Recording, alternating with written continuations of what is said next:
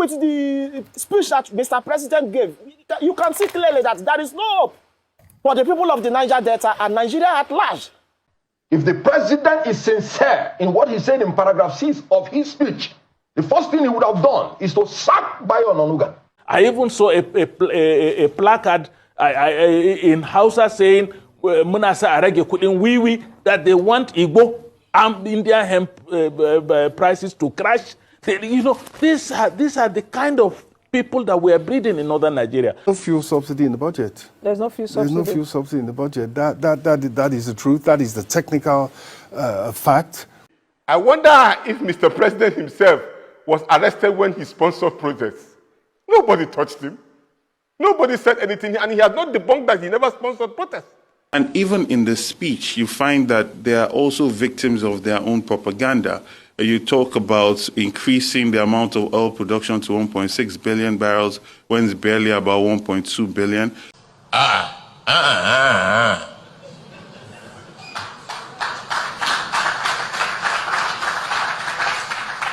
Hello everybody, welcome back to Plan B TV News. How many of you saw or listened or watched your President Bola Ahmed Tinubu's speech when the whole country was on chaos? The president decided to come out and said, after many days, they even begged him to come and speak to his people.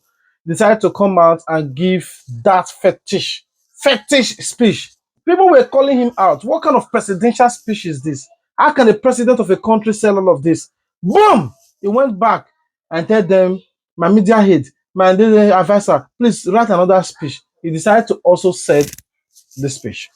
Nigerians, this period may be hard on us, and there is no doubt that it's tough on us. But I urge you all to look beyond the present temporary pains and aim at the larger picture. All our good and helpful plans are in the works. More importantly, I know that they will work. Sadly, there was an unavoidable lag between subsidy removal and these plans coming fully online. However, we are swiftly closing the time gap.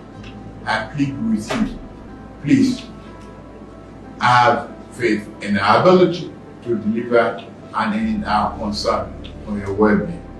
We will get out of this turbulence, and due to the measures we have taken, Nigeria will be better equipped and able to take advantage of the future that awaits her. For example, we shall fulfill our promise to make education more affordable to all and provide loans to higher education students who may need them. No Nigerian student we have to abandon higher education because of lack of money. Our commitment is to promote the greatest good for the greatest number of our people. On principle, we shall never falter. I assure you, my fellow countrymen and women, that we are exiting the darkness to enter a new and glorious dawn.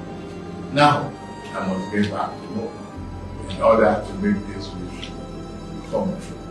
Thank you for listening, and may God bless Federal Republic of Nigeria.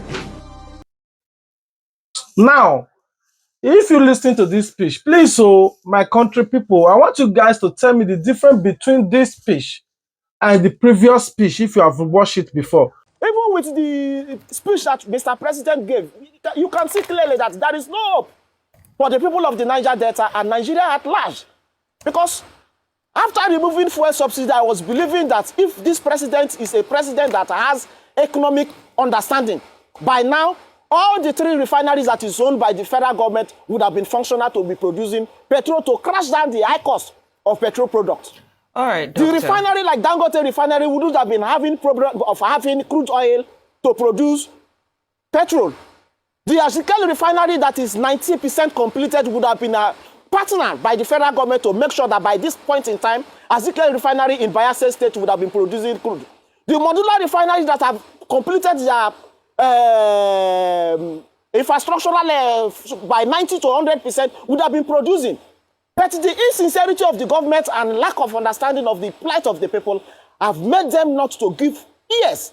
And that is why we are saying that those that within the corridor of the NNPC and the Petroleum Ministry that have failed Mr. President after 1 year in office for these things not to come to office ought to have been fired. But just because the government of the day does not understand the cries of the people, that is why you can still see that those people are still in office. Fire anybody that is in your team that is not performing, especially the Petroleum Ministry.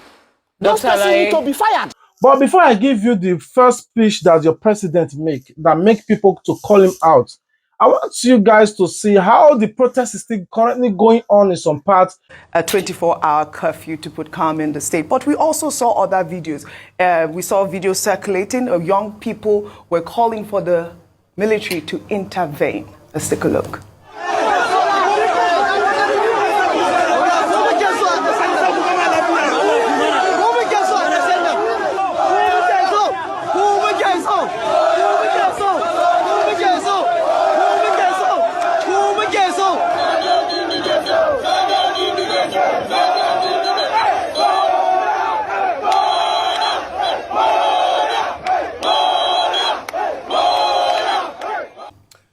I mean, I'm excited that he has reassured us, but I'd like to talk about what is happening in Katsina and Kano. It's very sad that we have young people now being used for all sorts of political messaging, especially coming out from that flank. Now, I realize it's not only the Russian flag, it's also the Chinese flag, which are some sub-sentiments around the West African area. And these sentiments stem from Niger. And that's why we like to say boldly, nobody must use this protest to be able to push Russian or Chinese or Nigerian propaganda. This is about hunger, this is about poverty. And anybody that is beating this drumbeat of war must be cautioned. Those people are they're just being used. Those children, I must say. Because look at them, they're kids. But that is also a sore point as regards Nigeria. The level of poverty, deprivation, and hunger that makes it easy for you to use children to do something like that, to drive home a point like that. So the military must investigate. Absolutely. That tailor must tell us who gave him the brief to make those flags. He must be forced to talk, and other people connected with him, be it people in the political sector, one way or the other, must be made to account for that. Because these people are just trying to turn the protest for their own selfish interests. And secondly, the protesters singing, it's also part of the script that they want the military. We don't want the military. Yeah. And they've said that the military government is not a better government. Let's stop acting like they were heroes when they led. The military is not good for Nigeria. No matter how much we have our problems democratically, I can never, on God's earth, support a return to the tyrannical rule of the military. Please, let's get that clear once and for all. Good point. The action or the act of, I can imagine that those who are carrying those flags are not unaware of their actions or the reasons behind their actions. Can you fathom why they are carrying this flag in particular? Why Russian flags? I mean, there are many theories. So the place where it started originally in Kano is a place that is where there are many Nigerians who are conducting their peaceful businesses in Nigeria. But then one impact of that is that because there are many people from Niger there, young people from that area might have been discussing what has happened in Niger Republic over the past 1 year when we saw a military take over, and then we saw the Nigerian government moving towards Russia. People might have been observing what happened in Mali and Burkina Faso and the deployment of Russian mercenaries, for example, to places like Mali. And people might have been observing the war in Ukraine and how Western powers and the Russian government and its allies are continuing to tussle to fight out their war there. So people have been observing that. And so it is possible that some people saw that and they saw that perhaps the best way to threaten the Nigerian government, to call the Nigerian government's attention, is to carry a flag that will scare it. And this is something I have seen several people who carry the flag say on Facebook or write somewhere that their aim is to call the attention of the government by raising those flags. But another theory has it that it is possible that there are some elements, possibly not from Nigeria, that have infiltrated these sentiments and are the ones spreading those flags. Because, Sean, when you look at those who are carrying these flags, they are not sophisticated individuals. Many of them, even from the way they appear and from the way they talk, you know that they did not go to school. They are not very educated people. And so you would start to wonder whether they even know what they are doing or whether it is someone else that is using them. But it is also possible that they just saw vogue, they just saw something that is fashionable and they took it.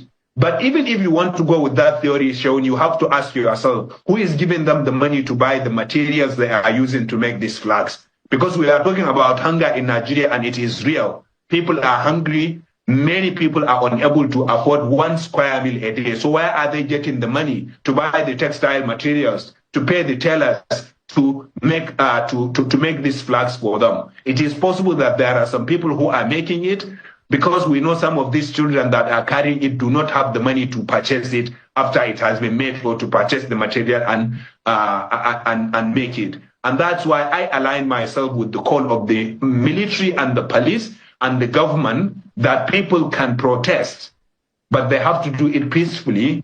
And carrying another country's flag is definitely a red zone. It is a no-go area. But what I hope, and this is just a hope, is that those young Nigerians that are carrying these flags are unsuspecting Nigerians who do not know what they are doing.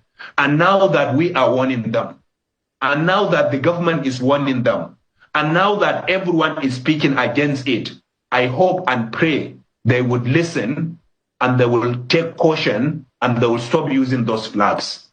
Though some other states have already given up on this protest, I don't really know how the federal try and manage and twist the mind of the Nigerians. That the Nigerians, we were hoping that they're going to fight for this protest and keep on pushing till the federal government succumbs to their request. But it felt like some people just protest, and even that protest they were protesting, some were using it to knock babe. Some were like, babe, you know, saying a protest we do for Nigeria, if you come meet me for room 3OB. Oh, a lot of people were just using the protest, like people from those states using it as a cruise, dancing, organizing shows and parties and all of that. But we thank God that at least no much life were lost. At least the Nigerian tried as much as possible to make sure that the protests were peaceful. But what the other people are saying about the presidential speech, I want you guys to listen to these particular videos of this man. Father of protests. If going by his submission that there has never been any peaceful protest, he is actually saying that President Tinubu has never been any peaceful man. By his own submission, not mine. Although I respectfully disagree with him, because I know that they unleashed the greatest protests against this country. And in all conscience, I would not say that they were extremely violent. When they protested against Goodluck Jonathan because of a 20 naira increase in fuel, today they say purportedly that they have removed fuel subsidy that landed the price of fuel from 195 naira to, according to him again, 1,000 naira. In black markets? No, even in real market. In Lagos, 1,200 naira. And the funny thing is that it's not even available. People have to spend hours in the filling station to pay 900 naira, and it's not even available. What a government. Now, the people are protesting for hunger and hardship, for deprivation, for degradation. And the president was compelled to speak. I wish they did not compel him. Because if I were a media aide, I would have preferred there was no speech at all. Because a bad speech is worse than no speech at all. What was wrong with that speech for you? First and foremost, it was contradictory. It was inflammatory. It was annoying. It was disheartening. I'll give you an example. Paragraph 2 of that speech. He was recognizing that it is the children that are desiring for a better nation that are protesting. In paragraph 5, he's already saying that it is by some politicians that have clear political agenda. What a contradiction. In paragraph 6, the president said, in his own words, for people who want to take undue advantage of this situation to threaten a section of the country, be warned, the law will catch up with you. There is no place for ethnic bigotry in Nigeria we seek to build. This same president is harboring as a media aide a man who, after 2023, said Igbos are aliens in Yoruba land. He said Igbos should never interfere with the police of Lagos State. That 2023 should be the last time that the Igbos should interfere in the police of Lagos State. And in 2027, it should not repeat itself again. It was on his Twitter space, and I'm talking about Bayo Onanuga. If the president is sincere in what he said in paragraph 6 of his speech, the first thing he would have done is to sack Bayo Onanuga. And you know, in addition to the speech being empty and very annoying, it was even leaked before the day. And people were making caricature of the president when he was talking. They were reading with him and even reading ahead of his own speech. And he has such level of incompetence in the media aid, and he did not take them out. And give another example. For Now, a lot of people have reacted about the presidential first speech. You know, the request of Nigerians in all of these protests, like their slogans and the hashtag that we're trending, is hand back governance. Maybe slash change in government. You know, the Nigerian government felt being threatened that, okay, why would you say hand back governance and change in government? Are you not trying to say change the federal, change the Tinubu? That is not what Nigerians is saying. Change in government means you have to change the way you are ruling Nigeria. Thank you. Well, I feel that the president had almost a month's notice before this protest happened.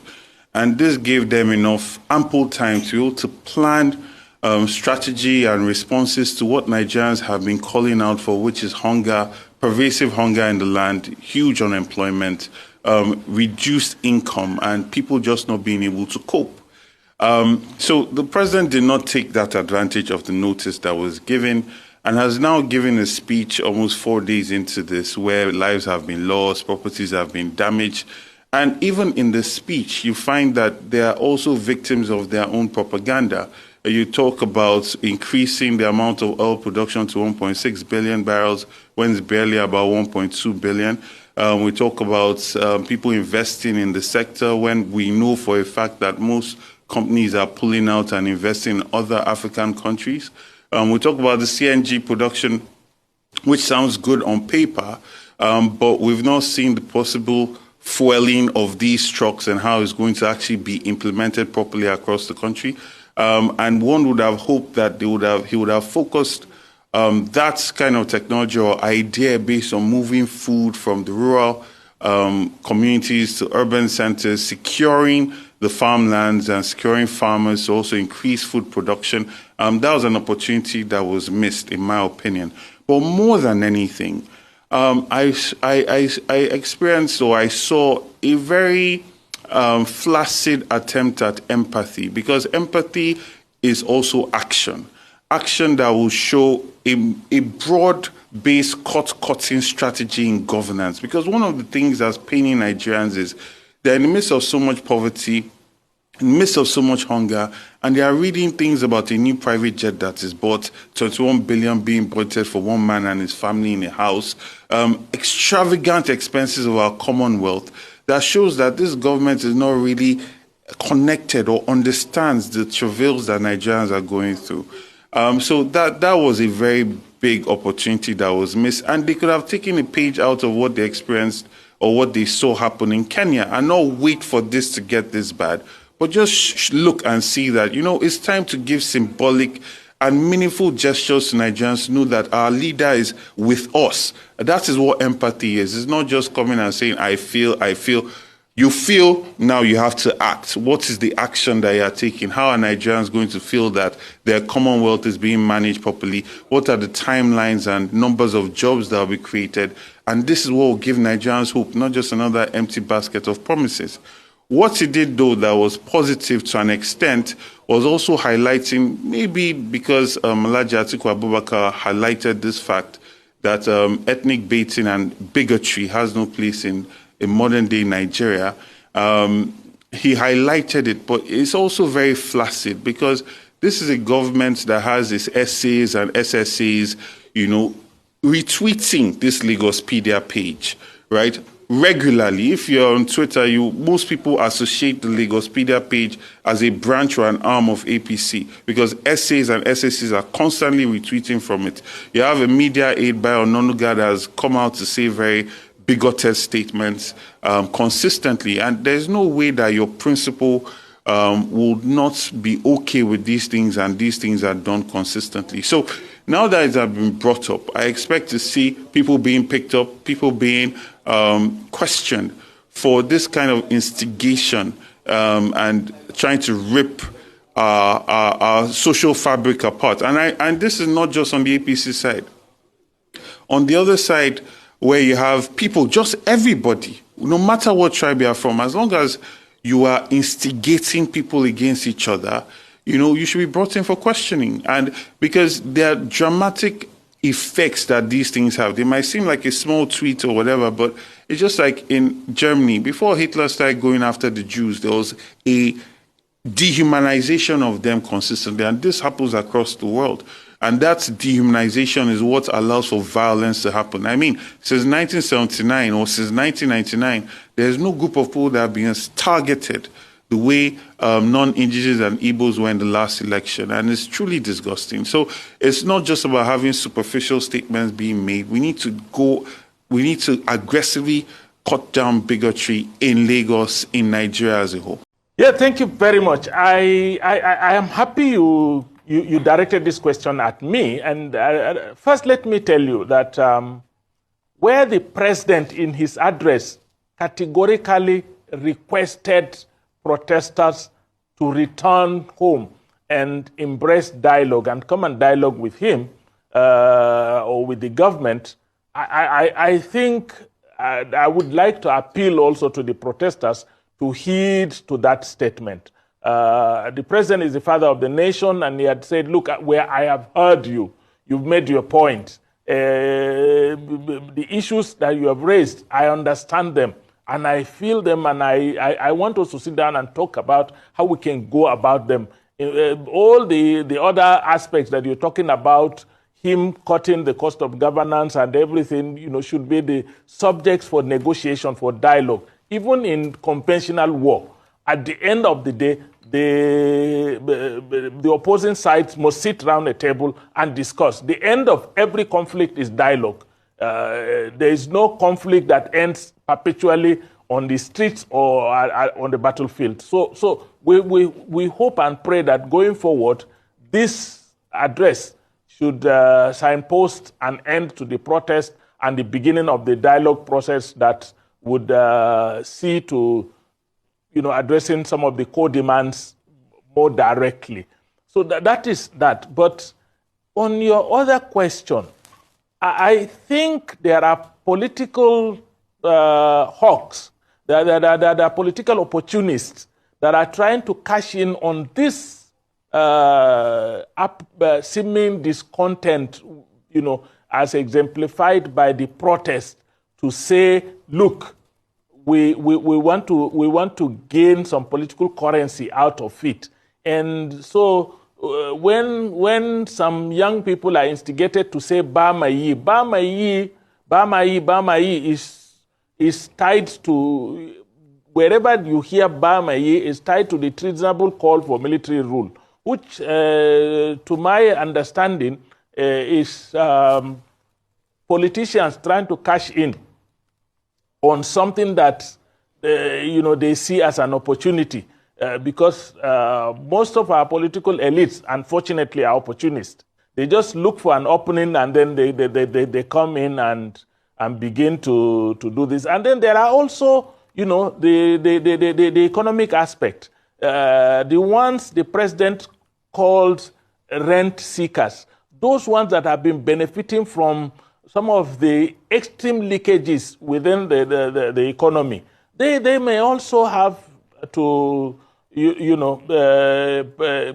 mobilize young people to do some of those things. But let me tell you, if you want my honest opinion, as a Nigerian and as a northerner, what played out was not a perception of Asiwaju by the North. What played out is a clear indication of the abdication of the responsibilities that we, northern elites, I say it with all sense of responsibility, we have abdicated our role and responsibilities to empower our young people. We've allowed a large army of uneducated, out-of-school children walking about in the streets without homes, without families, without imbibing any values. They don't even know, and they don't understand what is family, they don't understand what is societal values, they don't understand what is societal norms, and they are roaming the streets.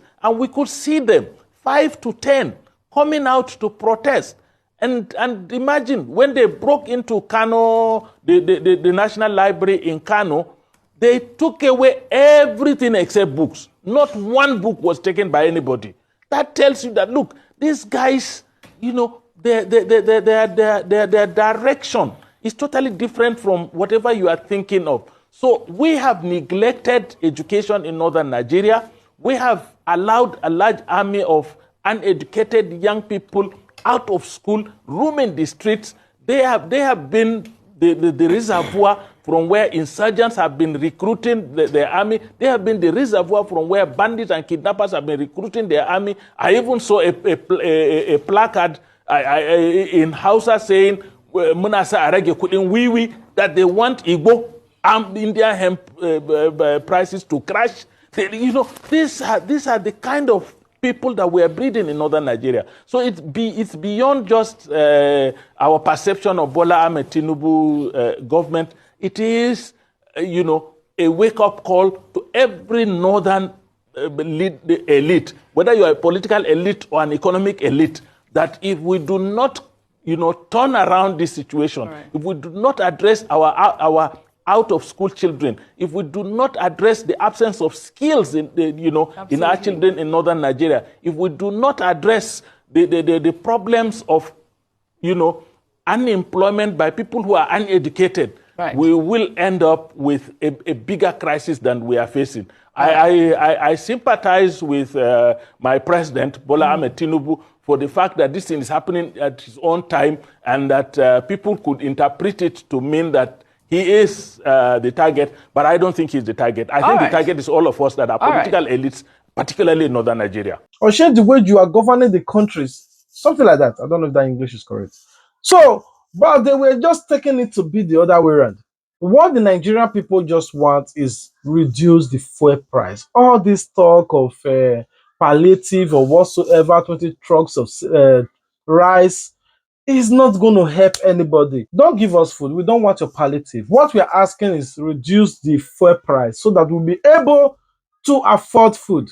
The Tinubu government, who were on front in protesting against Goodluck Jonathan, that Goodluck Jonathan fuel from 80 naira went to 120 naira.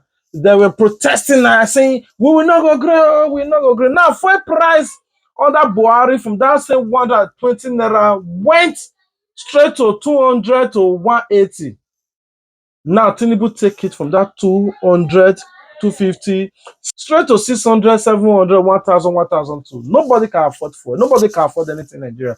Fuel controls the price of commodity in Nigeria.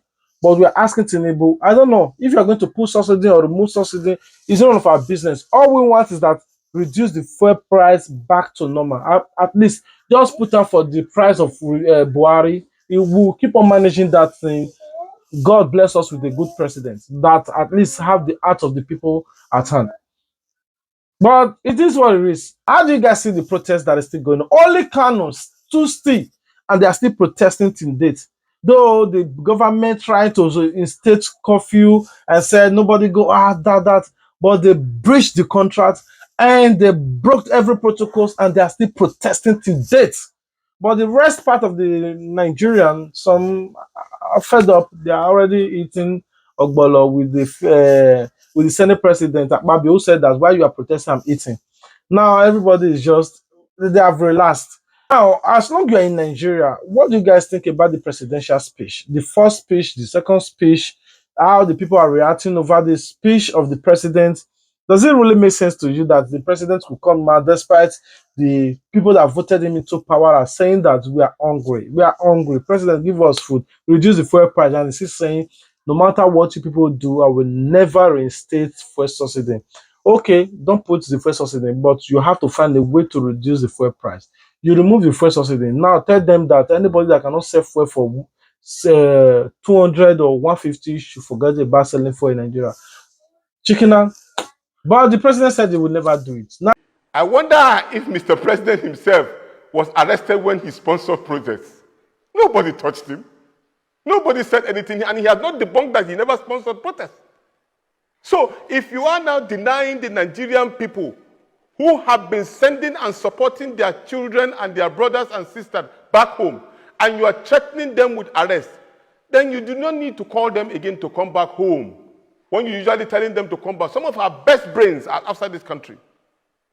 Some of our best brains are outside this country. And all of the things that they have always asked for is for our country to be better so that they can come and contribute. You talk about technocrats, doctors, surgeons, everything that you businessmen, they are outside the country. They are even living by the minute.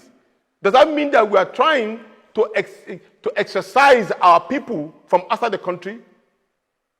If there are verifiable facts so that there will not be any phantom arrest, because in the case of this nature, there could be phantom arrest and agreement that this particular person or certain people of different extraction or different tribe could be the subject of targets.